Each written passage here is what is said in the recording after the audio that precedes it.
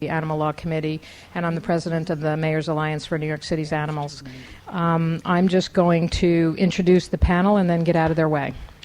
The person who's really responsible and is at fault for all of us being here tonight is sitting to my left. That's Kala Ganesh. She is the executive director of Connect, a New York City not-for-profit dedicated to eliminating family and gender violence. She has worked as a women's rights activist for more than 2 decades, focusing much of her work on issues faced by disenfranchised immigrant and refugee communities. Kala is the driving force, see, it's her fault, behind the creation of ASAP, the Alliance for Safety for Animals and People, a group working to address the issue of pets in domestic violence cases. We're also very happy to have here tonight, who's sitting in the second row, Tanya McLeod. She is a survivor of domestic violence and a member of the Voices of Women Organizing Project, a group of survivors who work to improve the systems battered women and their children's turn to for safety and justice. Tanya is currently part of an organizing, training, and apprenticeship program at Voices of Women that will prepare her to move forward towards the next step in her journey. We thank her for being here tonight. Her goal is to pave a positive path for victims so that they may receive justice and not be re-victimized by the many systems that were created to help. Her goal is to hold batterers accountable, change the views of society, and put an end to domestic violence. The video we will see tonight depicts Tanya's story and is called Tanya's Story, The Link Between Animal Cruelty and Family Violence. We also have with us Susan Urban. She's a social worker. She's sitting right to my right, who has worked for many years in the field of domestic violence, animal abuse, and child welfare. Susan has an MSW from Hunter College. She's also a consultant to the Alliance for the Safety of Animals and People. She'll discuss the link between pets and domestic violence and universal screening. She also has experience in crisis and disaster services, homeless families, and services to people with HIV/AIDS. We're also very fortunate tonight to have Veronica Hedrington from the HRA, and she is a licensed social worker with 24 years in the social work field. She's worked as a forensic social worker with Legal Aid Society Criminal Defense Division. As a clinical director of social services, Ms. Hedrington worked for Sanctuary for Families Transitional Shelter, Sarah Burke House. Currently, she works with the Office of Domestic Violence and Emergency Intervention as the director of social service for their emergency shelter, New Day.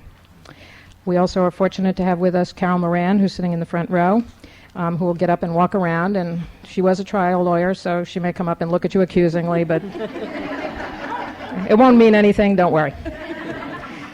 She's a deputy district attorney with the Kings County Attorney's Office, District Attorney's Office. She has worked with issues of family violence and animal rescue since the 1970s and investigated her first animal cruelty case in 1983, the year she was hired at the Brooklyn DAs. Carol coordinates the animal cruelty and fighting prosecution cases in Brooklyn. She also conducts training programs on this topic and the link to human violence for groups including law enforcement, social service providers, educators, students, and animal care and control. Carol will discuss legal issues, including new legislation allowing pets to be included in orders of protection and animal cruelty laws. And finally, though she's not on the panel per se, but I've asked Jenny Coffey to be with us tonight. She's in the front row. She has an MSW from Columbia. She has worked recently on animal hoarding issues, conducting research and implementing a pilot hoarding intervention program in New York City. She is currently working on a grant-funded project for the Mayor's Alliance, conducting extensive research on how cities and communities address pets in domestic violence and homeless situations. And at the conclusion of her research, she will write a paper and develop a PowerPoint presentation addressing best practices in these areas, and will also disseminate her findings to groups working in this area. So we're hoping to come up with some best practices. So right now I am going to turn it over to Kala, and after that we'll show the video. Then Susan will discuss some issues with you. Veronica will then go, and Carol Moran, and then we're going to have Tanya come up and we'll have a Q&A at the end. So please save up your questions for the end. Thank you. So good evening, everyone, and thank you so much for coming here this evening. As someone recently said to me, time is a non-renewable resource. So the fact that you've taken time out from watching television or doing other things and you're here today to listen to this very important thing, I think, is very meaningful to us, those of us who are struggling to keep this work going, and hope that people will become interested and become part of the movement to sort of end this kind of abuse from happening. So I'm actually here to tell you a little bit, very briefly, about the organization I represent today. It's called Connect. We're a very small New York City nonprofit, and our mission is to end family and gender violence. And the way we work is by building very long-term, sustained, systematic, collaborative efforts with organizations and structures already in the community. We work with large organizations like the criminal justice system or the hospital system, with ACS, and we also work with small community-based organizations. We work with barbershops, with businesses, with the New York Public Library, with the Parks Department.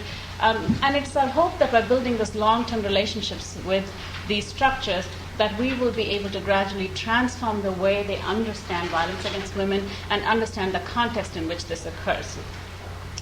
We also believe that we cannot have this be a silent issue anymore, that we cannot say that this is happening between two people and within the confines of an apartment, that this should now be seen as a human rights issue, that this should be seen as a community issue, and which is why we take our work into the community, whether we are in the process of providing legal information, whether we are working with the preventive organizations, whoever we are working with. We're hoping that people who live, work, and pray in their communities will take this on as an issue and understand that unless the silence around this is broken and unless communities take ownership of the issue, that creating solutions is not going to be sustained.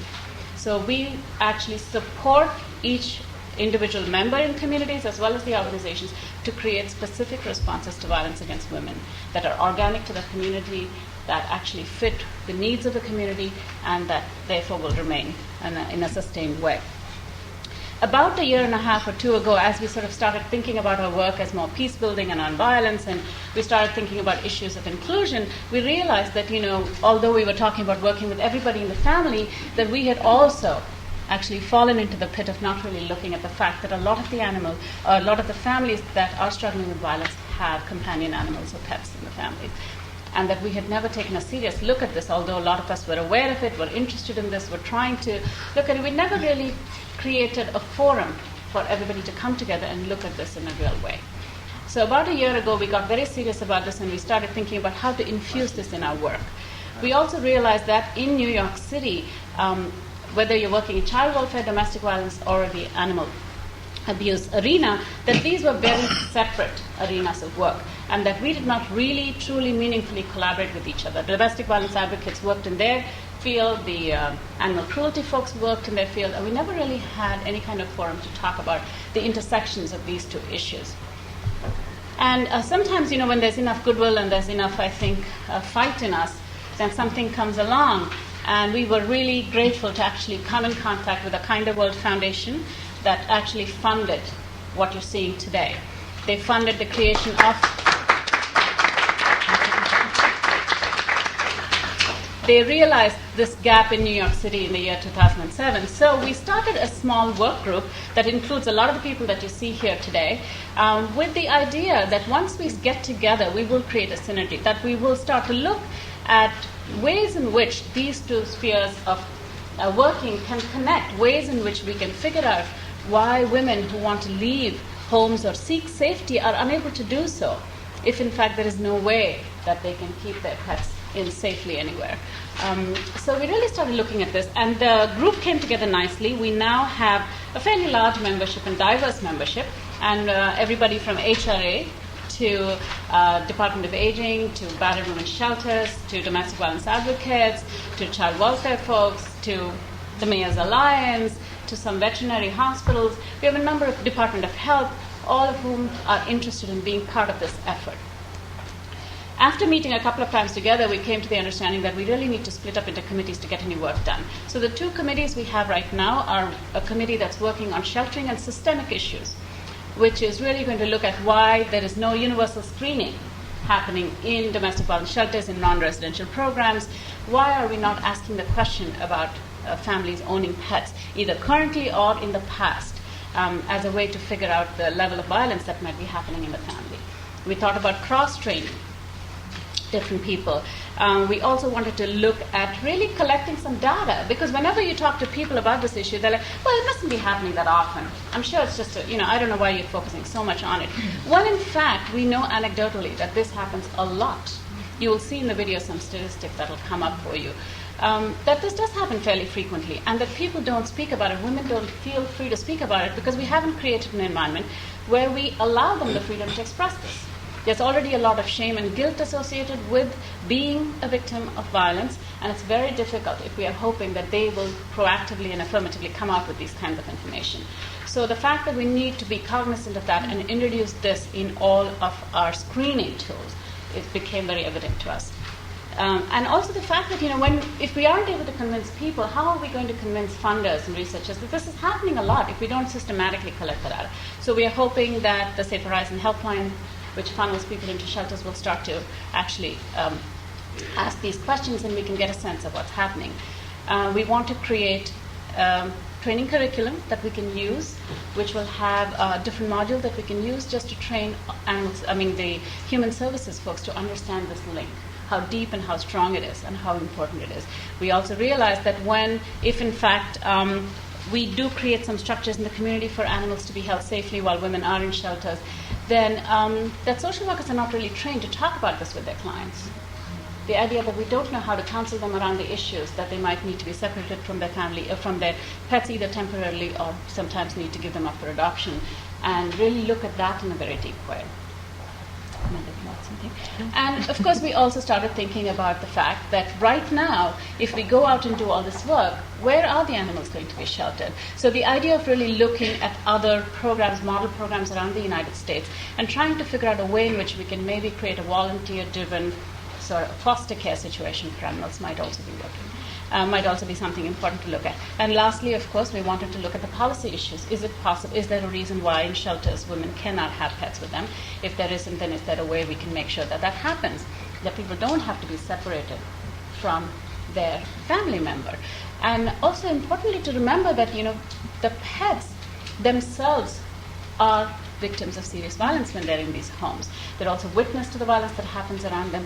And they have a very therapeutic effect on the family, that families get attached to it, children are emotionally attached to their pets, and that they provide this one moment of happiness and hope in families that are really struggling with trauma and torture. So it was very important for us, looking at all of these things, to create this work group and really go out there and do this work. The work of the work group will obviously grow organically as the project moves forward, because we want to make sure we're meeting the needs that are expressed by the community, that we're not just coming up with ideas that we think are worthwhile, that we hear back from the field what's important, what is working, and that we make sure that we meet those needs as we go along. Do you prefer questions while At the end. The questions at the end. Yeah, we will take questions. So what you're going to see now is actually a very... is the first video that Connect has made. So can I just say how excited we are about it? Very excited. It's very much in the draft form. So please be patient with us. It does need a lot of editing, which will happen. But we couldn't pass up the opportunity to show off the video at the moment. That's Connect's perspective. However, on a deeper level, it's actually the story and narrative of Tanya's real life. So please be respectful and cognizant of the fact that Tanya is here with us today and has been very, very brave in coming forth and telling her story, so that if other people who are struggling with the situation will find a way to find hope in this. The video itself is about 15 minutes long, and it actually contains real footage of Tanya, her beloved pet Brownie, and her children. It also contains some footage of her ex-husband. So when you see that, you will please keep in mind that this is her real life.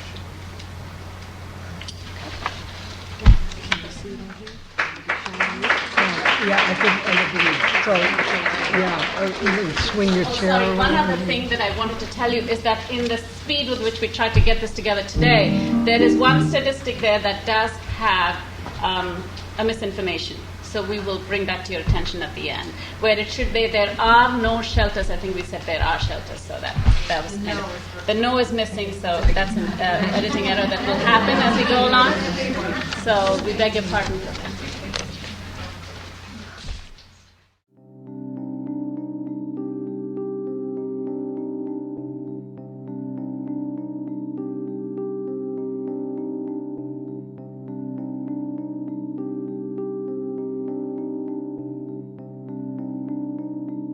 I did consider leaving. That's all I dreamt about, day and night, night and day. My ex-husband brought Brownie home to me as a peace offering. In walks this beautiful, fun dog, puppy, and we were so happy. As I would take on the responsibility of walking Brownie, my ex-husband began to question me. Didn't you just walk him? I never expected that my ex-husband would use Brownie to control me or to abuse me, because I loved Brownie. And when he would yell at him or hit him or not feed him right away or not allow me to walk him, it hurt me. I felt as if Brownie was one of my children that I had to protect. But there was really nothing that I could do save getting choked or stomped on or hit with a bat. One morning I was awakened out of my sleep to horrible, horrible wrenching sounds of Brownie almost screaming. My ex-husband was ranting and raving about, oh, you know, this dog doesn't listen, he's stupid, and, you know, I'm going to put him out of his misery. So we went back and forth about who's going to walk Brownie, because I knew in my heart if he walked Brownie, Brownie was not coming back. Animal abuse and domestic violence go hand in hand. If anyone is listening and who gets this, that there is a distinct connection between animal abuse and domestic violence, then we've begun the process of ending domestic violence. It starts somewhere with knowledge. A shelter would help, where a family who's going through crisis and who's trying to actually leave that abusive situation but have pets, a place where they can go and take their pets and be safe, that's a start.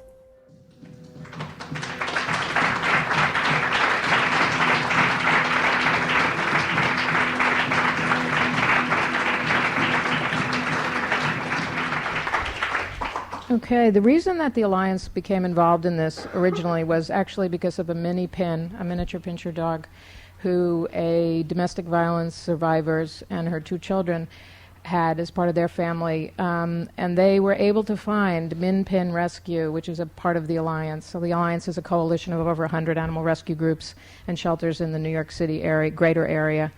And this family, the dog stayed in the home, in the apartment. The batterer had been arrested, but he could have come back at any time. And this woman went back every day to take care of the dog because she had nowhere to go, because they wouldn't allow the dog to come with the rest of the family. But she reached out to us, and everything is connected. The person at Min Pin Rescue that she was able to connect with actually was a domestic violence survivor. So she was going to be damned if this dog was not going to be saved. So I got a call like 1 o'clock in the morning, and the woman very bravely went back, got the dog. Thank God the guy had not been sprung yet, and we had her take it to one of our veterinarians that we work with, and then it was a combination of veterinarian offices and a boarding facility we use and a foster home, and she stayed in the shelter with her children, and every single weekend she would come with the children dressed up to take the dog to the park. And I was so impressed with this that we kept the dog for them for 9 months. And on the day after she got an apartment, they went back and the family was reunited. So when we were invited to participate in this panel, I said, yes, absolutely, we're doing it. So that's what we're doing, and we actually we're also fortunate to get a grant again from a Kinder World Foundation. I don't know what we'd all do without this incredibly generous foundation, to hire Jenny to do a research project, but also to allow us to continue to house the animals for domestic violence survivors while we are trying to find a better way to do this. This was not funding I had or have, but I took it out of somewhere else, and so we're very fortunate to have that funding. But anyway, now I would like to turn it over to Susan, who will discuss the link between domestic violence and pets, universal screening, and take it away, Susan. Thank Well, I've seen the video a few times already, and my worry is always knowing that I'm going to speak after the video, that I'm just going to stand up in front of you and sob.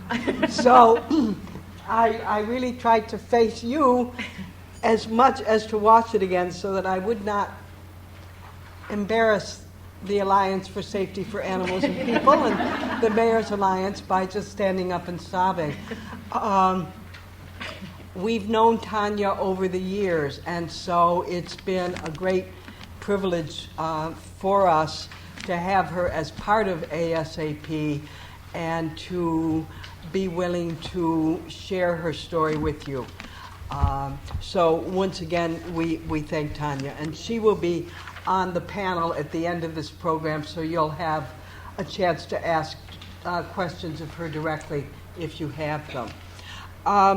Okay, I don't have a lot of time to speak, and I have a lot of information, so I am going to kind of be concise and to the point. I want to draw your attention to the fact that those of you who were here before we got all of the handouts on the table, there's a tremendous amount of information back there that we hope that you'll, and even stuff that came kind of later in the game. So even if you think you have the information, you might want to check the table out before you leave. I'm going to speak, and then Veronica's going to speak. Mm-hmm. Okay. And just briefly, Veronica is from the Human Resources Administration, the city agency that is the administrative arm over all domestic violence shelters and non-residential domestic violence services here in New York City. So they administer them, and in addition, run a shelter directly. So why we wanted HRA to come was this is kind of a jigsaw puzzle we have here, okay? Here we have animals in need of help, and here we have domestic violence victims, and how can we make that all mesh? And one of the things that occurs to me is in the early part of in the late 80s and through the mid-90s, there was a huge effort in New York City to get the child welfare community and the domestic violence community talking to each other and to see if they could work collaboratively. Because since time immemorial, the child welfare agencies, their whole mantra was, we're here for the kids, okay? We're here, we're concerned about the welfare of children.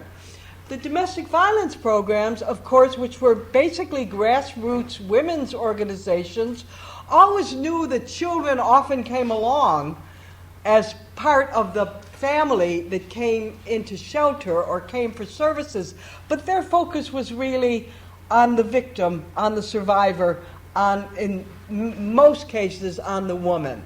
So, and there was the natural animosity and lack of trust between these two systems. They were like parallel railroad tracks.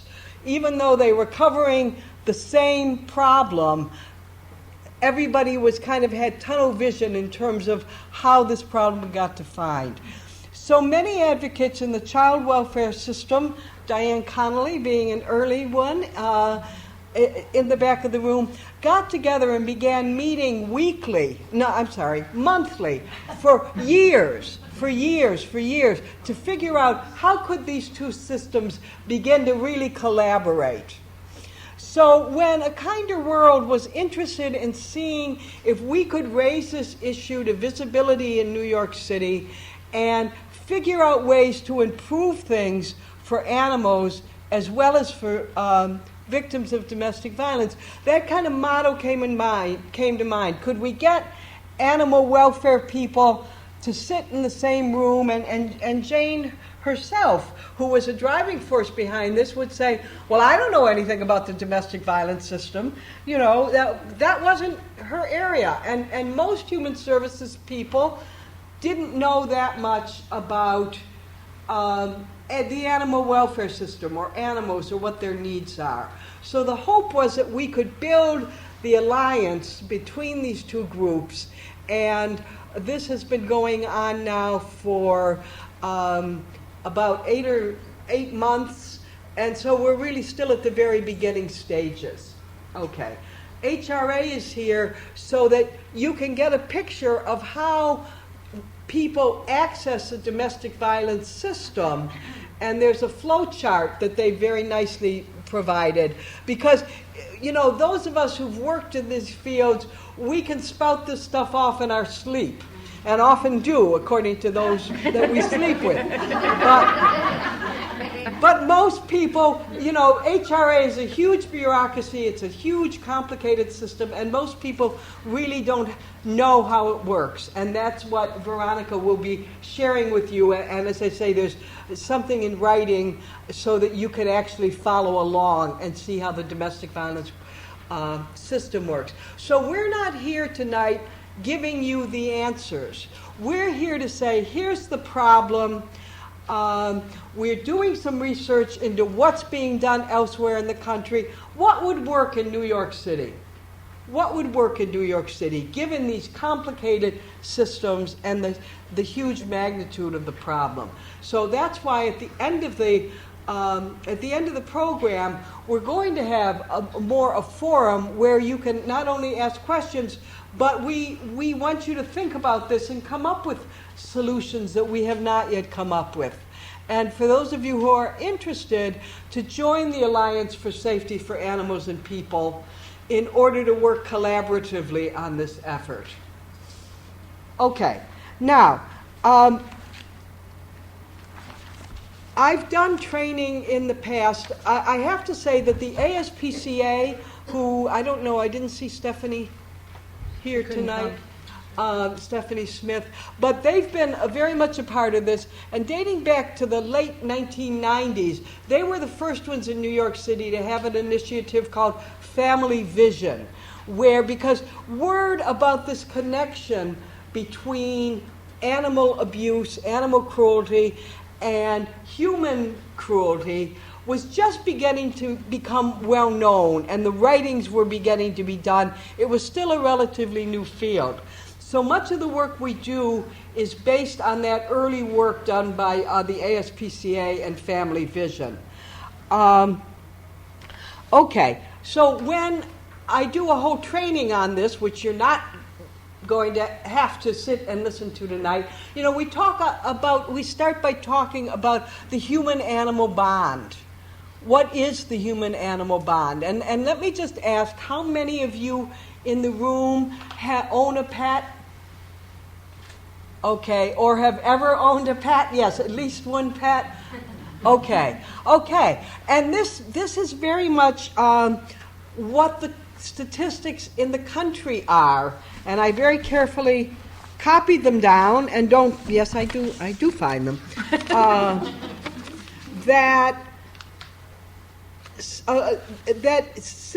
I saw figures between like 45% and 65% of American households have dogs.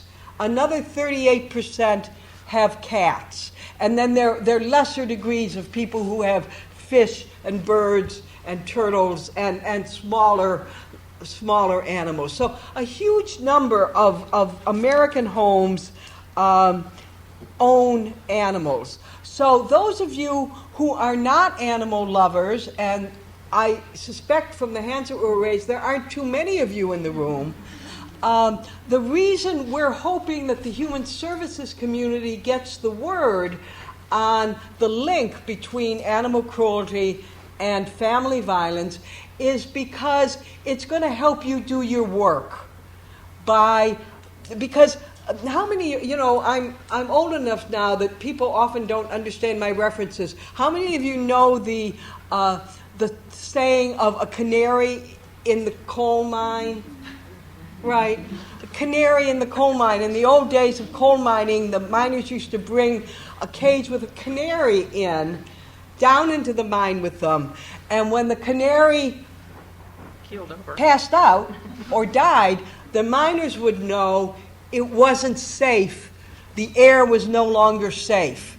And so the miners would know they had to exit the mine. But it was the animal who kind of showed the way to the human beings in the coal mines. Well, likewise here, it's the reason we are pushing universal screening, which is that on every case where a human services worker or a lawyer is working with a family, we need to be asking questions about the animals in the household.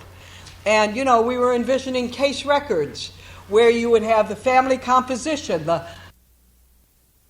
animals as part of the family. Most people who own pets already think about them as part of the family. Been a big shift in how families in America have viewed animals and pets from the days, you know, when my father was growing up. Well, yes, they had a dog, but he was in the dog house in the backyard. The thought of having the dog in the house was just unbelievable, you know, that would happen. And after World War II, with increasing affluence and increasing, for one thing, the invention of kitty litter, you know, things like that, led to people bringing animals into the home, because kitty litter allowed your cat to be in your home. Whereas before that, you had to let the cat out, and the cat was left out. Okay, so it's important because of the number of families that have pets, and we're interested in the animals' welfare, but the human services people need to know what they can learn by asking questions about the animals in the home. And Connect will be doing training, a whole half day or even longer training on this connection, which you're all urged to come to if you want to know more information. I'm kind of skipping over the top of things in the interest of time. But I do have to add in the just before I leave the subject of the human-animal bond, that there's a group, a committee in New York City called SWAHAB, and there are SWAHAB members here. SWAHAB is a group that stands for Social Workers Advancing the Human-Animal Bond. They have a handout that they've brought where you could read more about SWAHAB, but it's because of this recognition that there are very close, important ties between human beings and animals. And we could go on that for the rest of the night, but we're not going to. Okay. So come to the training. Now, the link was first thought about not in terms of family violence, but in terms of serial killers. Believe it or not, the FBI, who does a lot of profiling of serial killers, began to do this study on serial killers who were incarcerated in order to find out what they had in common. Okay? It's something you would think we'd all want to know. What do serial killers have in common? So how can we recognize one before he or she is a serial killer? Well, lo and behold, what they had that was the most significant factor in all the serial killers that they studied was cruelty to animals as a child or as an adolescent or as an adult. And this kind of was the first recognition that this was something really that needed to be paid attention to, okay? So then all kinds of studies were done. And for instance, studies of men in prison and studying men who were in prison for nonviolent crimes and then studying men who were in prison for violent crimes. And lo and behold, the range of animal cruelty to people in prison for nonviolent crimes was no higher than in the general population. But if you studied the men who were in prison because of their violent behavior, leading to felonies and significant jail time, those men had a much higher rate of admitting to as children or as adolescents, cruelty to animals. So this is where the study really began in thinking about criminal behavior and violence. And that continues. Just by the way, many of the school shootings, starting in Columbine and in many other school shootings that have so horrified the country, those perpetrators, many of them had been cruel to animals or tortured animals when they were kids. So it came to be seen that very often violence against the animal was either just preparation for or the beginning of what became a long and violent history. So the link began to be talked about, the link between animal cruelty and human violence. Well, then, of course, the next step was, wait a minute, where does most animal abuse occur? And, of course, where most animal abuse occurs is in the home. So then the studies began to show that the animal abuse was often just a part of this whole circle of family violence: domestic violence, intimate partner violence, child abuse, animal abuse. There were overlaps between all of those subjects. And that has brought us to the place where we're trying to not only get workers to recognize animal abuse, but specifically in domestic violence cases, to come up with solutions so that women won't be kept from going into shelter because they're afraid to leave their animal alone. And so that's kind of the progress that this field has made. There's a lot of good information. This book is an old one now. It'll be here. Anybody want to take a look at it? Child abuse, domestic violence, and animal abuse, linking the circles of compassion for prevention and intervention. A very good book. There are a couple of really good bibliographies available that list page after page after page of information on this combined. Yes, Elaine is waving it.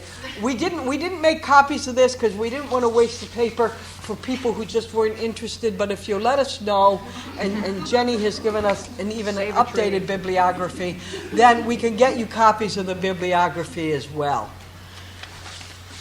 Okay, I think I'm probably running out of time. That would be yes. Just a quickie. A lot of good material available. Something from the Latham Foundation. Breaking the Cycles of Violence, a practical guide by a man named Phil Arkow, one of the pioneers in the field. And you can probably see this is a picture of a little girl and a cat. And the little girl, who's 8 years old, is describing this picture by saying, "This is my cat. My dad treats my cat unfairly, like he treats my mom."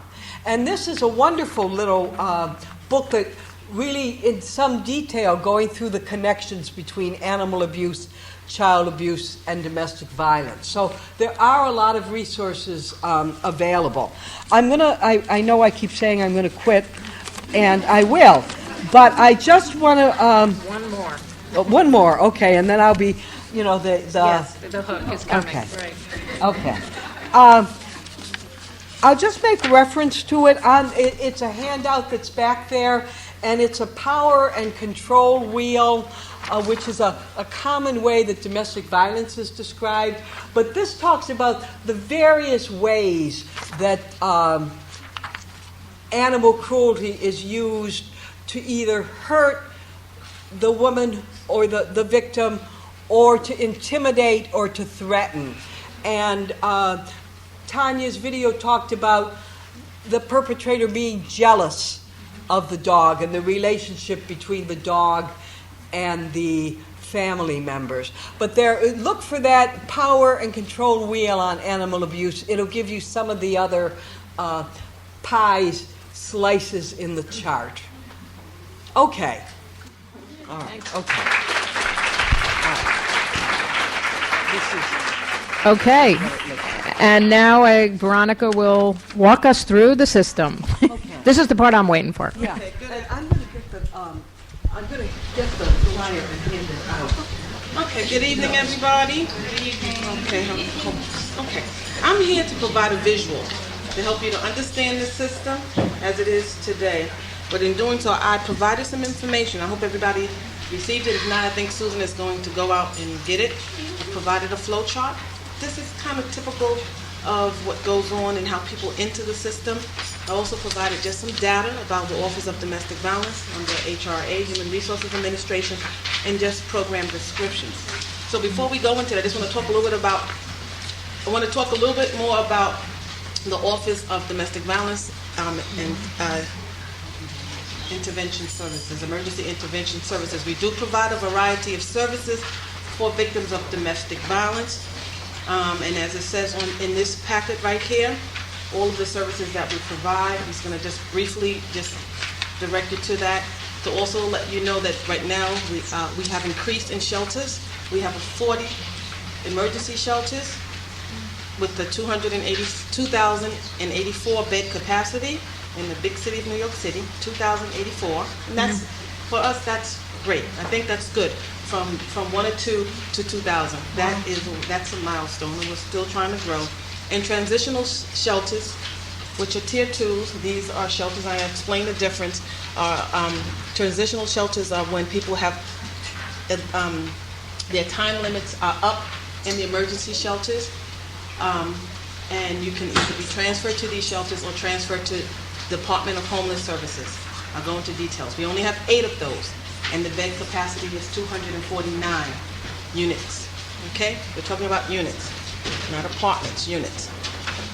There is a limited stay in the shelter system, and the state regs states 90 days in the system with the possibility of 135 days. Okay? And we are regulated by the Office of Children and Family Services and the Offices of Temporary Disability Assistance.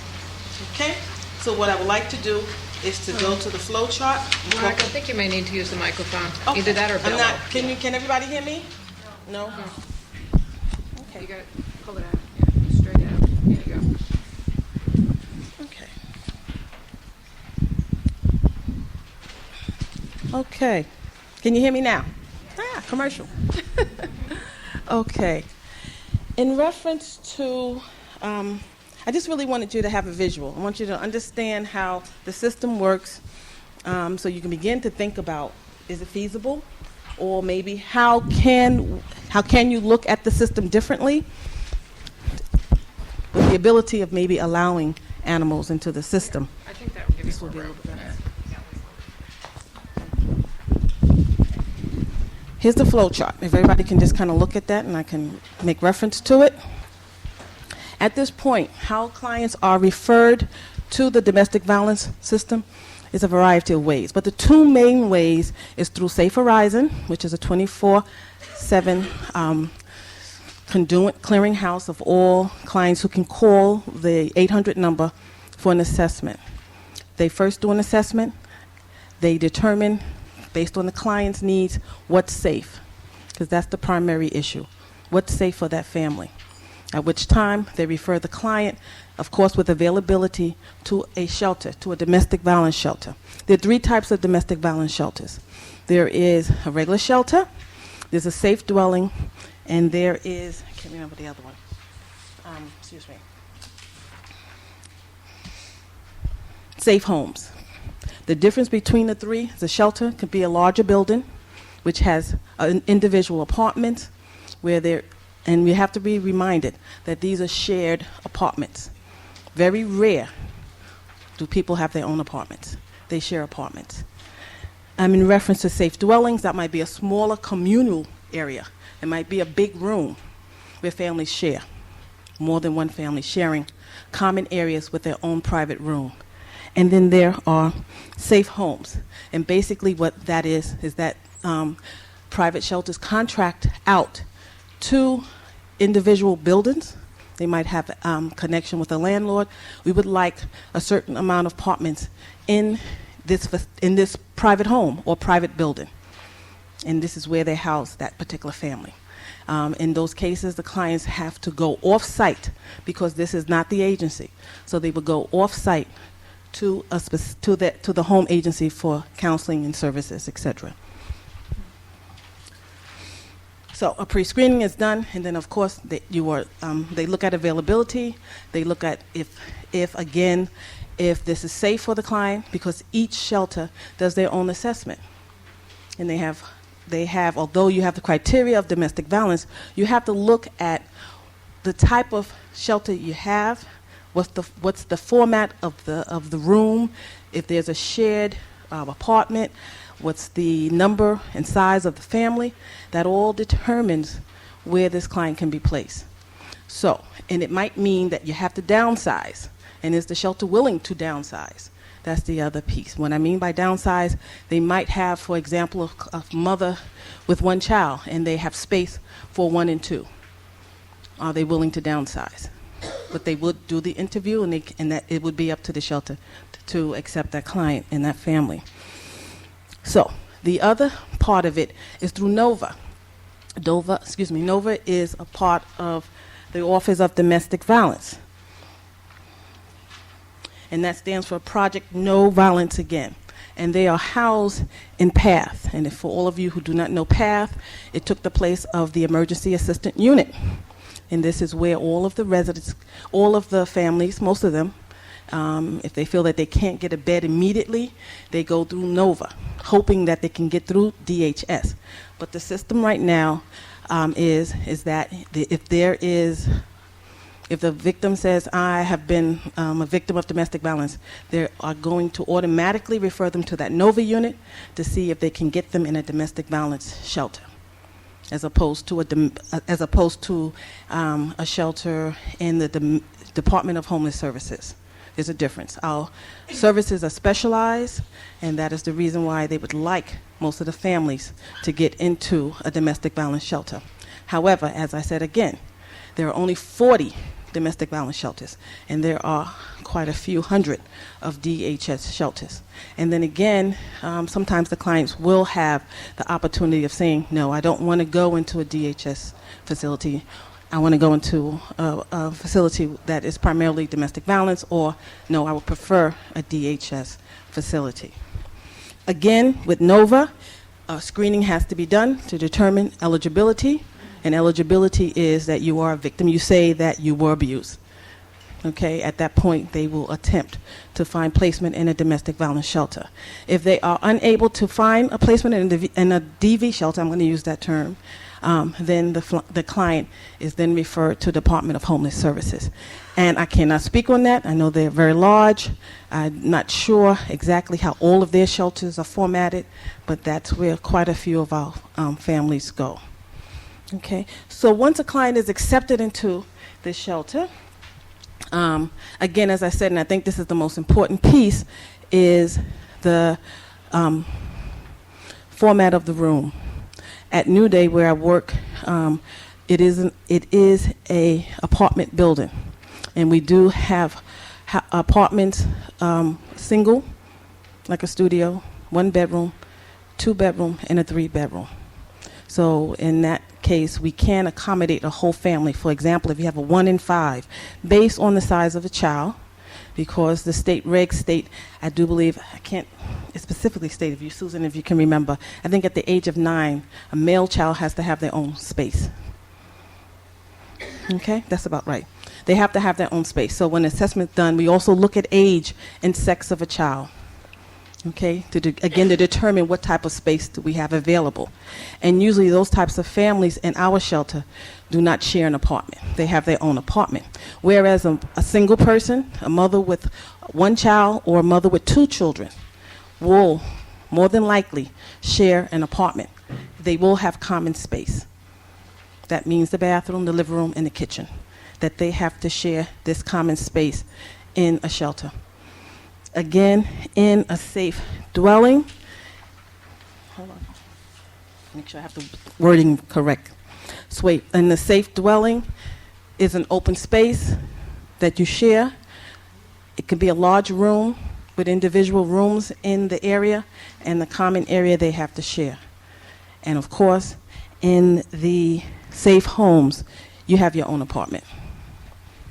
Okay?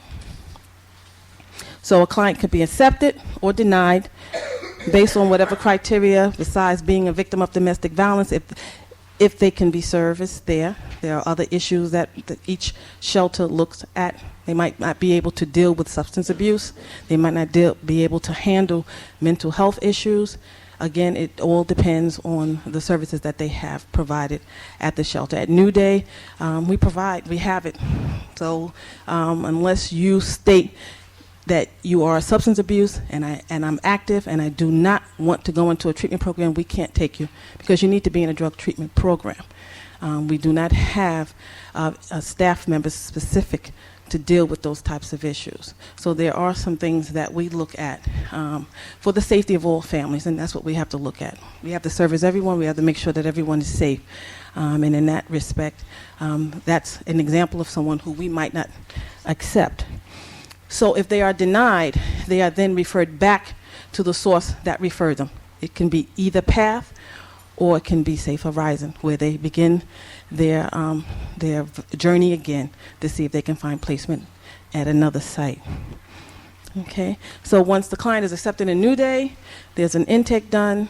We ask them what we gather all the needed out information.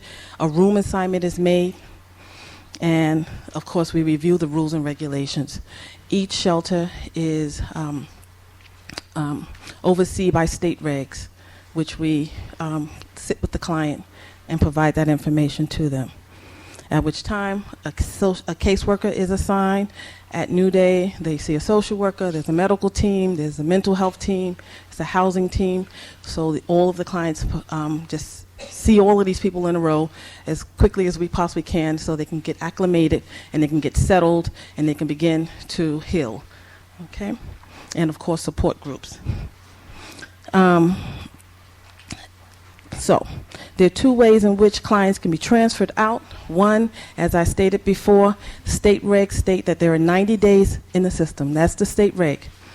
That's the maximum time that they have. However, we provide what we call information to our downtown office, which is 180 Water Street, providing them with information about the client, requesting that an extension be granted. Clients can remain in the shelter for 132 days. That's their max. Once their time is up, they are no longer eligible to come back into the domestic violence system unless there is a new event of a domestic violence incident. Where do they go? Some clients may have their housing papers together and they might be able to look and find an apartment. Others are referred to the Department of Homeless Services, where they will be placed through that system.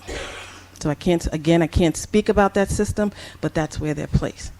So 132 days is the length of the maximum length of stay in shelter. From there, or they can opt to say, I feel safe, I have some place to go, because now the safety issue is no longer present, or they are referred to DHS. Single people, because we do have males now, we refer them either to the men's Bellevue shelter or to the women's shelter. One, I do believe, one in Bronx, one in Queens, Bronx or Queens or Brooklyn. Okay? All clients, again, can be discharged. Their time is up, so they have to be discharged, or they do not adhere to all of the rules or regulations. And an example of that is that they breach confidentiality. They brought someone, family member, someone to the shelter. That's considered a breach of confidentiality, because no one should know where they are at that time for their own safety. Okay? Thank you. Thank you.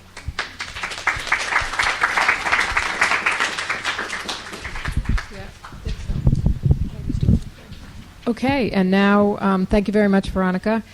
And now we're on to Prepare Yourself, Carol Moran. Good evening. I don't know if I love that kind of hype. The important question is whether Heidi's pushing the right button. This is going to work. It's got to say computer.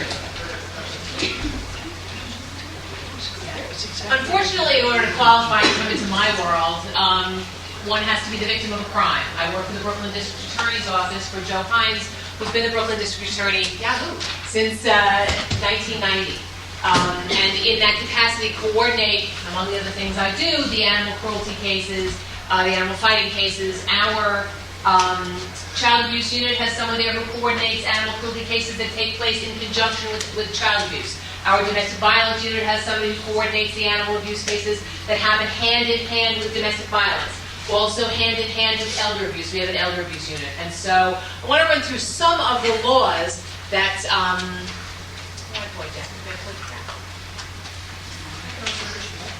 You might need to push the button. Heidi, look at that. No, what do you think, Heidi?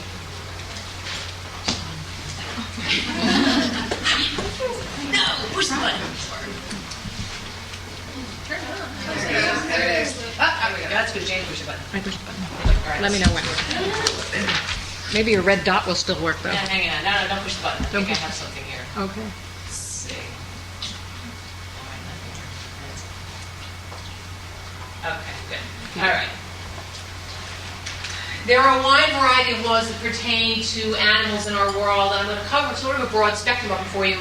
By and large, criminal counts are prosecuted under the penal law. That's generally what New York criminal counts are prosecuted under. Except that, in many circumstances, crimes against animals are prosecuted under the agriculture and markets law, and there's perpetually lobbying going on to try to pull some of those charges under the penal law as well. Sometimes the Department of Environmental Conservation, if anybody's had swans, ducks, wildlife, often the Department of Environmental Conservation will get involved. And then you have a wide variety of other kinds of licensing provisions that pertain to the treatment of animals. For pet stores, which are still legal in the city and in the state, for grooming shops, for veterinarians, for vet techs, all of those kinds of things. There are a wide variety kind of laws that pertain to that.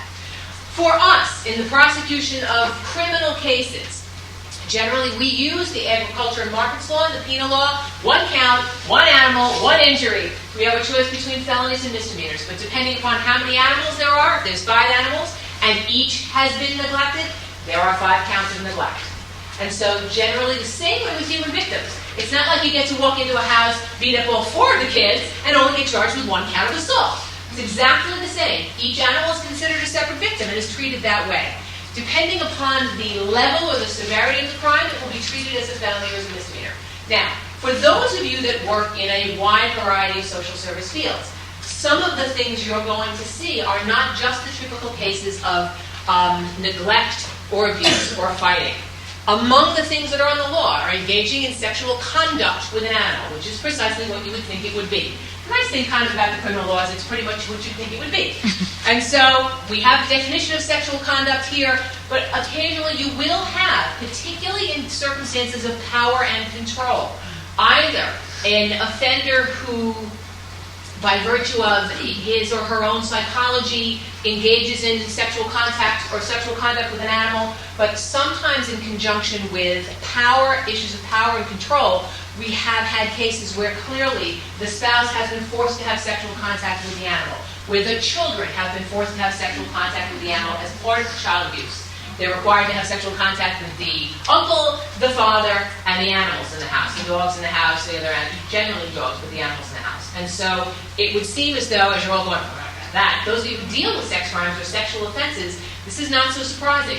You will occasionally have circumstances where there is someone of limited capacity in the environment who is bullied or picked on and forced to do things. That person may be forced to go steal something from the corner store, or may be forced to have sex with another animal, again, as a power or control measure with, over an individual who has a limited ability to stand up for him or herself, or to take care of him or herself. There are specific laws that pertain to service animals. Service animals include everything, all right? Obviously, an animal trained to aid a person with a disability. The misdemeanor level requires intentional physical injury to the animal while it's obviously performing its duty. Physical injury to the animal. Now this includes, and if you work with disability issues, you'll know that the categories of service animals has broadened tremendously. You have animals that are considered service animals in addition to the typical guide dogs, hearing dogs. You have stability dogs for people who have mobility issues or stability issues in terms of large dogs with braces. You will have the very gifted or epilepsy animals. You'll have animals trained to detect people who are about to have seizures. They have yet to really figure out, I think, how to train an animal to do that. It appears generally that it is an animal that has the gift. The sense is that perhaps it's electrical charges that the person is giving off, that the animal, who generally is a family pet, is sensitized to recognizing that their family member, something's about to happen to them. But there's a broad variety of animals that can be considered service animals. It does not, for those of you who have therapy animals or animal-assisted therapy, animal-assisted instruction, does include that. So they're not considered service animals, even if you have the nice Healthy Society patch and backpack, they're not considered service animals. And so they are not permitted places that other service animals are. But they are considered therapy animals and obviously, are generally welcomed in terms of other treatments. If you have the defendant, the harming a service animal in the first degree is causing physical injury to the animal or that renders it permanently incapable, as opposed to just physical injury, which is what you saw before. If it's permanently incapable or it's been killed. Let's see, this is gonna. Okay. Permanently incapable or intentionally killed. So we seem to have lost the subsection. Or has killed the animal while it's in the performance of duty. But what's interesting is that these are misdemeanor counts for which a defendant can only face up to 1 year in jail. Same thing with law enforcement animals. You have laws designed specifically for drug sniffing, fruit sniffing, at the airport if you're from any of the places where you have import-export places, terminals, shipping, airports, all of the animals, the obvious dog that we all see on the subway, anybody who intentionally kills or injures that animal, again, in the performance of the duties, that's a specific crime that pertains to that actual animal, in addition to everything else that might pertain to whatever's going on with the human handler. For us, generally, in Brooklyn and in the city and in most of the district attorney's offices, the kinds of cases we see are either tied to acts of family violence or are independent of them, but either way, very often what you will see are things contained within Article 26 of the Agriculture and Markets Law. The felony, aggravated cruelty to the animal, there are two felony counts. Felony aggravated cruelty to animal, and I'm going to walk through them more specifically, and animal fighting. There are a number of misdemeanor counts also. There's also a violation, which is appropriate shelter that is required. This is reasonably new in the last few years for those of you who do home visits. There is actually a law that pertains to whether or not the dog or the cat. This in particular, I think, is interesting because this is a dog. It has to be the person who has custody or control of the dog. But the shelter outside has to be appropriate for the breed and the size of the dog. If it's a Malamute, and it's today, it's really not so bad that it's hanging out in the yard. On the other hand, if it's snowing, and it's, a little Yorkie that weighs 6 pounds, it is inappropriate to leave that animal outside. And so be mindful that you have other resources, both the ASPCA and the New York City Police Department. These are crimes. The New York City Police Department is charged with investigating and making an arrest when a crime has been committed. They are permitted to make an arrest on a violation when the violation has been committed in their presence. If they show up in the Yorkie shivering, hiding under the couch or under the porch, there you go! Look at that, officer, right in front of you. So they're perfectly capable of making that arrest. And you should use them as the resources. But for those of you who go into homes or do home care or home visits, that's something that also you can even remind people of if they're not sure that they wish to go forward and bring the dog in the house. And actually, there's a statute that requires them to. There are a few unpleasant pictures here. This is one of them, although it's not that unpleasant. This is I actually took the picture myself. There are people who clip or cut ears of a dog, dock their tails at home. Not allowed to do that. That's why all those veterinarians go to vet school, so that they're trained to do this professionally. This is a home ear job. It's also a separate and distinct crime. It's also a separate and distinct crime that pertains to animals. I went to open the gate. This is the Animal Care and Control in Brooklyn.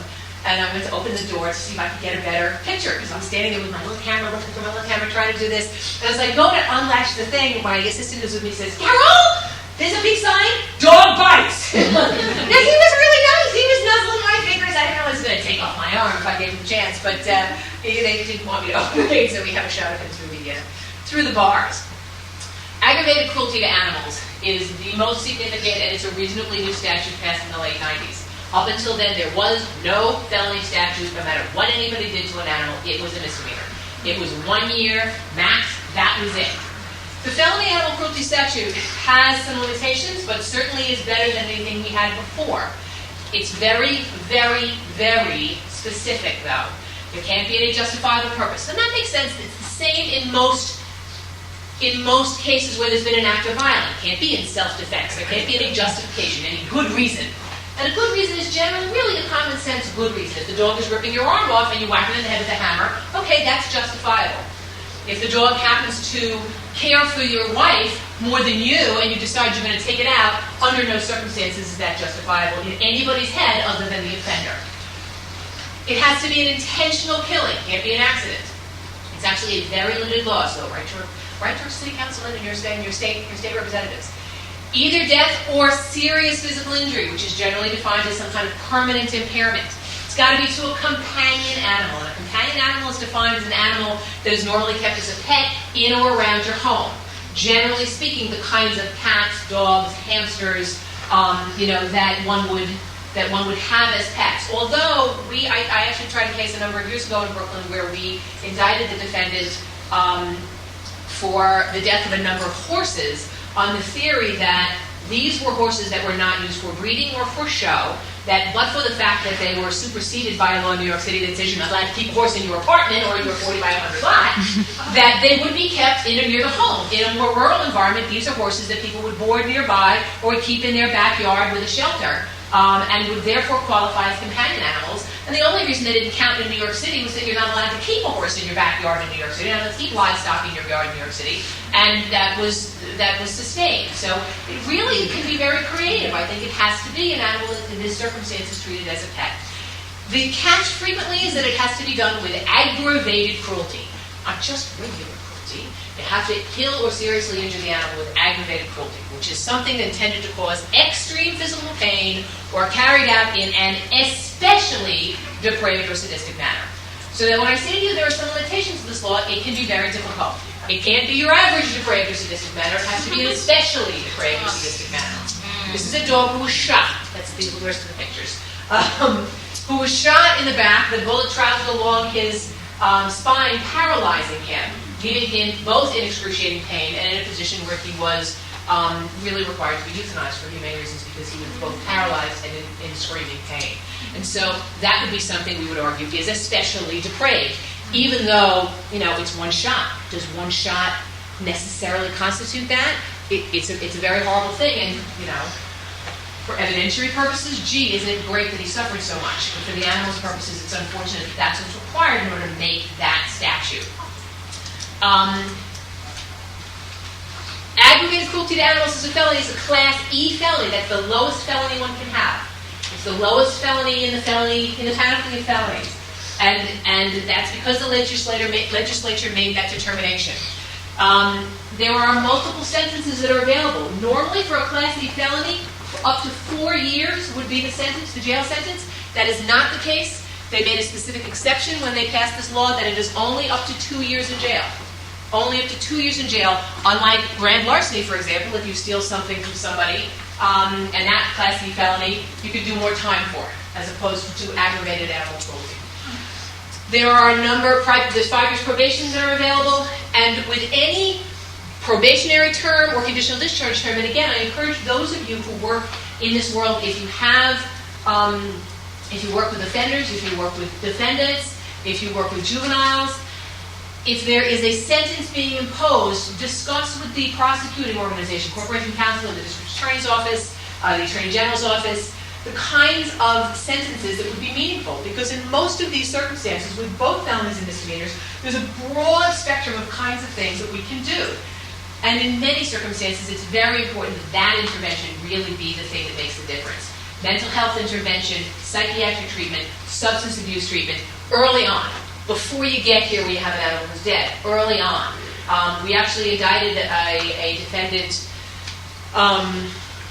in the last month or so, who I was concerned about the quality of the case, frankly, because her adult daughter was the only witness. And I was a little like, is this person really going to come forward later when push comes to shove, and I'm going to try to send mommy to jail for beating this cat to death? But the daughter came forward and said to us, look, she abused animals as a child, my mother. She beat us when we were kids. She beat my father and the father of my siblings. She's incredibly violent. This was my pet, and she killed my pet. I'll do anything you need me to do to get her into treatment. Don't just throw her to jail. She's got to go into mental health treatment. This is a lifelong pattern, and this is her daughter, who's coming to us saying, I don't know what else to do. I had to lose the life of my cat in order to get involved in this, but we actually put it into the grand jury so I would have 5 years of probation and kind of both a heavy carrot and a heavy stick with which to go forward. All kinds of conditions that were possible, from community service to every program under the sun that you have or that you can think of. Misdemeanor cases that we usually see are injury to animals or neglect. Again, it's a very weird statute. It's an old statute, and you'll see it's talking about over-driving because it was originally designed for carriage horses. That when they got really tired and you kept beating them to pull the carriage, that was considered over-driving. There still can be used. The carriages are mostly in Manhattan these days, but you'll still can be used as over-driving, as a misdemeanor, but where we generally will see it, and again, where you will see it if you do home visits or work with actual clients, you'll look in the yard and you'll see that dog. You'll see that dog. You'll look and see an injury. You'll see a dog that's been standing so long in a crate that it has urine burns from the uric acid, has burns to the bottom of its feet because it's been contained too long. It has feces stuck to it and abscesses and things like that. All of those things can constitute crimes, as well as just the food and water, or somebody removing the food and water. Again, exactly the kind of thing that Tanya was saying to us before. That who's going to feed the dog? Who's going to feed Brownie? I'll feed him. No, you can't feed him. Again, in a family circumstance, it can be a very important tool of power and control when you're talking about it in conjunction with family violence. The nice thing about the misdemeanor statute is that it's incredibly broad. So while the felony statute is incredibly limited, the misdemeanor statute is actually quite broad. You don't have the argument, it's my goddamn dog and I'll discipline it the way I want. I think not. Not going to happen. That's not how it works. Doesn't matter whether it belongs to the defendant or anybody else. Can't do it. It's nobody's pet. It's a stray. Doesn't matter whether it belongs to you or somebody else. It's a raccoon. Who gives a damn about the raccoon? Any animal, wild or tame. Doesn't matter. Part of the reason for that is exactly what Susan was saying before, is that when you look at use, and again, more so in rural environments, you have raccoons, squirrels, songbirds. In the city, you have stray cats, stray dogs, squirrels, birds.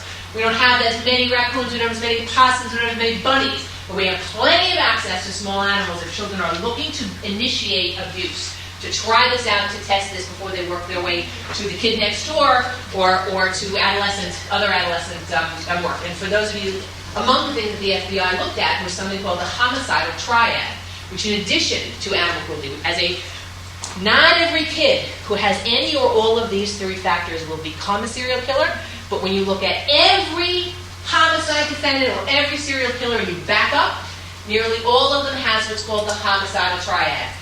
Interesting combination of things. I leave that to you, the psychologists and social workers among you. Adolescent bedwetting, fire setting, and animal cruelty.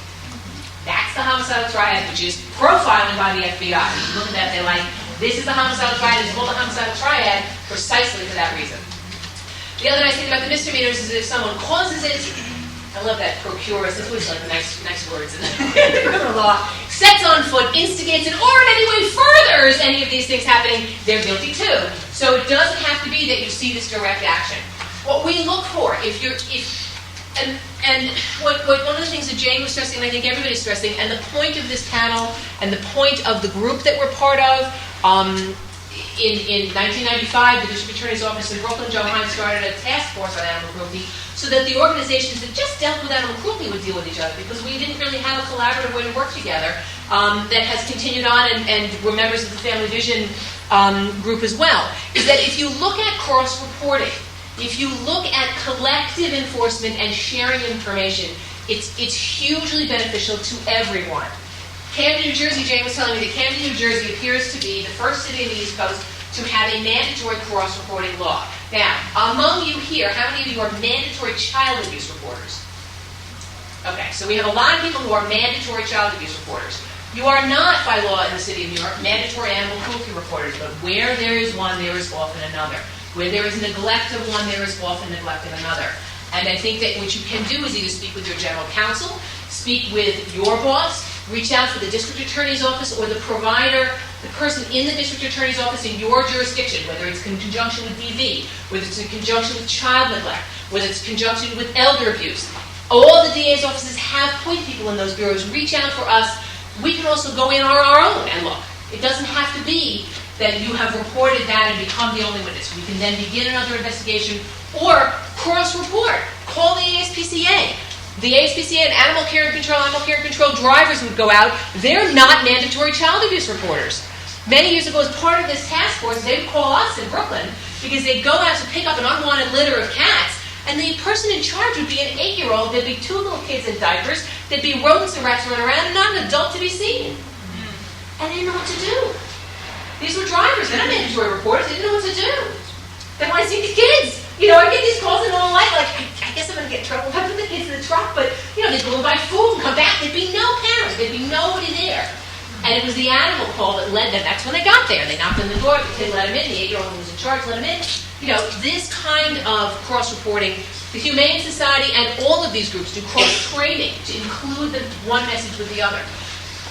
If you photograph for purposes of going forward with your investigation, be mindful of the kinds of things that assist in prosecuting animal cruelty. You see all those ribs. The circles on the top are because, who's got a dog? Okay, in the top of their head, there's like a little fatty deposit, right? They're not dented in at the top. The dog is so emaciated that he's lost the fat and the musculature in his face. In his face. Among the things that we use for animals, and I'm just going to whiz through this quickly, but in terms of proof, is a scoring system. This is the Tufts Animal Care and Condition Scoring System. 5 being the worst, 1 being the best. And so we ask the physicians to take a look through these kinds of things to see, where's the match? Emaciated, that's what it means. You have a specific objective definition. It's actually very helpful in terms of going forward and prosecuting these cases. I can do it with a photo, I can do it with a live exam. This HAC score, the Animal Care and Condition Score, includes outdoor weather safety. Again, the kinds of things now that there's a New York State statute, albeit a violation level, which is like about this particular case, 5 generally being the worst, and obviously, generally speaking, 4 and 5 is what we prosecute. Those that are clear evidence or severe neglect in inhumane treatment. That's what we end up prosecuting. This is a yard. This is an environmental condition where you wouldn't want the kids in and you don't want the animals in. The big benefit, in addition to seeing how, I can use my little Red dot. see how skinny he is. You can see the fact that he's chained and there's no food or water anywhere and he has no access to food or water. But the physical condition is not something that is appropriate also, and that is also subject to prosecution. Animal fighting, obviously, there's been a lot of stuff in the paper now about animal fighting rings. We do have dog fighting, we do have cockfighting. For purposes of family violence, among the things that you want to be mindful of, that we have to recognize also, is that the interesting thing about animal fighting, in addition to the felony law, the federal law is a New York State felony law. The definition of animal fighting under the New York State, again, it's in the Ag and Markets Law, is any fight between animals or an animal and a person. And so among the things that we look to do creatively is that if you have Tanya's case, where the dog intervenes on behalf of the family member, and the defendant attacks the animal, and they engage in some scuffle, as far as I'm concerned, that's animal fighting. And now I have a felony that gets me more jail. So, because that's what the statute says. And where you have an animal, particularly where there's been escalated violence, and generally speaking where there's been a dog, who will step in on behalf of the children or step in on behalf of the victim, male or female, if the offender attacks or fights with that animal, that's the case. Where we had the death of a cat, for example, it's harder for me with fish, with gerbils, with rodents, with reptiles, but you'll very often have the defendant and it goes both ways, where the defense is the cat attacked me. You know, who's got cats? There's not a lot of cats that, there are the occasional ones, don't get me wrong, that hide under the couch when you walk in and attack you. They're usually kittens, and it's usually the hem that, or when I got my bathrobe attack this morning, or the fuzzy slippers, or, whatever it is. But generally speaking, when the defendant is ripped up, there's some fight. And so while on the one hand, the defendant will use that to say to us, it was justified. Remember, justification, it was justified. It was justified by whom? It was justified by the cat to claw the hell out of your arms because you were choking it to death. The easy way to get the cat to stop scratching you would be to let go. Okay? I mean, the easy way to get the animal to stop fighting is to get your hands off it. There's not a lot of cats that I find chase our defendants through the apartment, leaping repeatedly onto them to claw them. It's generally because the defendant's got his or her hands on the cat. And that's fighting. The cat fights back. The really sad ones are where the animal is so subservient or so subjective that they don't. Because they're so submissive. They're trying their best to say, I'm not fighting. And it doesn't stop the offender because the offender isn't interested in learning to speak that language. Family animal fighting, so in addition, you will see sometimes in our world of family violence, in addition to the way that you traditionally will see it as cockfights, dog fights, those kinds of things. I cannot take credit for this, and I thought that it was incredibly important. Arlene Marcarian, who runs our elder abuse unit, said to me, among the other things that happens, particularly where you have a client who is infirm, a client who is ill, a client who has limited speech ability, a client who may be elderly or have some resources that might be subject to give me the money, sign over the house, those kinds of things, that person may be conveying to you that there has been an animal in the house. And whoever the verbal caretaker is saying, there's no dog know that, Mommy was saying that. That was years ago, she's confused. Look around. Because in our elder abuse cases, you'll see a litter pan. There's no reason for a litter pan if the cat's gone. Once Brownie's gone, there's still a leash in that house. You can prove that cat was there. You can prove that dog was there. It's not. You don't want to presume necessarily that the client is struggling to tell you something, but the client who is in and out of lucidity, or who has limited communication by virtue of a stroke or other medical condition, isn't communicating accurately. They may be communicating accurately, and you're in the best position to know. If you're working with that family, if you're in that environment, a lot of times people are suspicious that there's sort of a strong arm on the elder or on the person who is somewhat infirm or has difficulty with the language. But you'll see there's a bird cage, and there's newspaper in there, and there's bird proof on it. So who lives with that for 10 years? That's not, there's going to be evidence that that's the case. And then sometimes we get into the old standbys. Again, if you have, followed civil rights and women's rights, animals are also still considered property. Animals are still considered property. And so among the kinds of things, if I don't know what's happened, if I don't know where it's gone, if I can't prove cruelty, if I can't prove fighting, it may be where that animal has been removed, has disappeared somehow, but we believe it exists, or existed, that we have a larceny. And there's a wide variety of larcenies. There's a misdemeanor larceny. Again, for a misdemeanor, jail is up to 1 year. Probation is 3 years. You have conditional discharge and probation with all the kinds of conditions. Be as creative as you like. You have grand larceny, which is a Class C felony, and one of those nice 4-year max Class C felonies, unlike, torturing in an especially depraved manner, if the defendant happens to just take an animal valued over $1,000, and a lot of people have designer dogs. I myself will encourage you to go to the shelter. I have 4 kittens ready for adoption. Take your choice. Everybody here's got the Mayor's Alliance is up to its nose in animals, and then some, which are not going to cost you $1,000. Can I guarantee that, Jay? Absolutely. Absolutely not going to cost you $1,000. So, taken from the person of another. If I walk over and yank the Yorkie out of your hands, it's been taken from the person, bang, I got a felony.